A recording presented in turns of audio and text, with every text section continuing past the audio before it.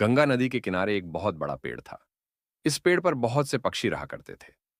एक दिन एक बूढ़ा गिद्ध वहां आया और पक्षियों से बोला, क्या वह इस वृक्ष के खोल में रह सकता है?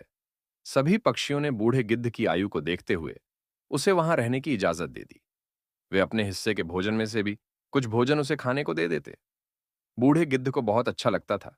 वह मन ही मन सोचता, यह पक्षी कितने दयालु हैं आता।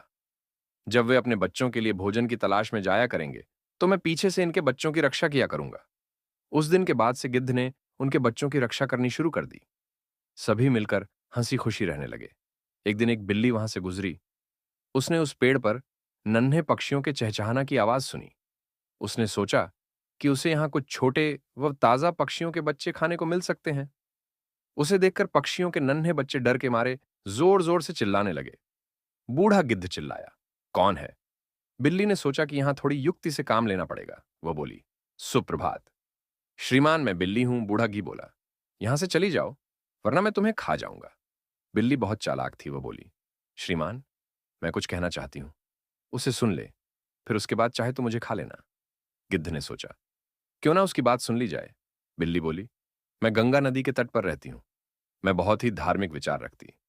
मैं गंगा नदी में स्नान करके आपका आशीर्वाद लेने आई हूं। गी बोला, मैं तुम पर कैसे विश्वास करूं? तुम मांस खाने वाली प्राणी हो और यहां नन्हे नन्हे पक्षी रहते हैं। जाओ, भाग जाओ यहां से। बिल्ली ने उत्तर दिया, श्रीमान, मेरा विश्वास कीजिए, मैंने जानवरों का मांस खाना छोड़ दिया है।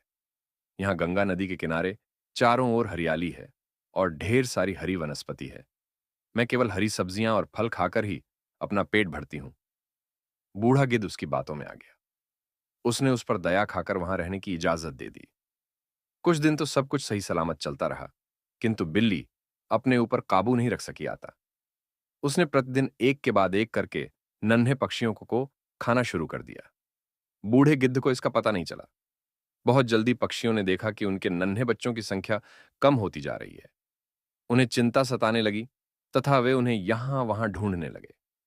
चालाक बिल्ली ने स्थिति को भांप लिया और सोचा कि अब वह पकड़ी जा सकती है। आता वह वहां से भाग निकली, अपने बच्चों को ढूंढते हुए। जब पक्षी बूढ़े गिद्ध के खोल के पास पहुंचे, तो उन्होंने वहां अपने बच्चों की हड्डियां पड़ी हुई देखी। उन्होंने सोचा, इस बूढ़े गिद्ध ने ही हमारे बच्चों को मारा है। आता वे गुस्से से भर गए और उन सब ने मिलकर बूढ़े गिद्ध को मार डाला। बेचारे मासूम गिद्ध को अनजान बिल्ली पर विश्वास करके अपने प्राणों से हाथ धोना पड़ा। शिक्षा, कभी किसी अनजान पर भरोसा मत करो। वीडियो को लाइक करें और चैनल को सब्सक्राइब करना ना भूले। मिलते हैं अगले वीडियो में, तब तक के लिए धन्यवाद।